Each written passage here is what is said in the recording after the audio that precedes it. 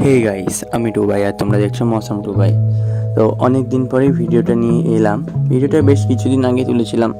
প্রচণ্ড গরম পড়েছে এখানে আমাদের। তো হঠাৎ দেখছি নদীর ওপারে আগুন ধরে উঠেছে। কেমন করে বা কীভাবে সেটা আমরা জানি না, কিন্তু হচ্ছে প্রতি বছর ধরলে পরেও হঠাৎ এইভাবে আগুন ধরে উঠে গাছপালা পড়ে যাচ্ছে। এক কথায় দাবানলের মতনই, হয়তো বা কেউ লাগিয়ে দিয়েছে, সেটা বুঝতে পারছি না। রাত হয়ে গেছিলো, তো দেখলাম যে সবাই দেখতে আসছে। তো ভাবলাম আমিও যাই। তো দেখতে গিয়ে দেখছি, ভাবলাম যে তোমাদের সঙ্গেও একটু শেয়ার করি কি ভয়ঙ্কর দৃশ্য। দেখো তো এইভাবে গাছগুলো পুড়ে গেলেও ভালো কথা কি, পরে গাছগুলো আবার সতেজ হয়ে উঠেছিল। যে কয়টা গাছ পুড়ে যাওয়ার গিয়েছে, কিন্তু বেশিরভাগ গাছ পুড়লেও পরে আবার সতেজ হয়ে উঠেছিল। এটাই একটা ভালো কথা। আর কি বলবো বলো, মানুষের অনেক, যারা গাছ লাগিয়েছিল তাদেরও অনেক ক্ষতি।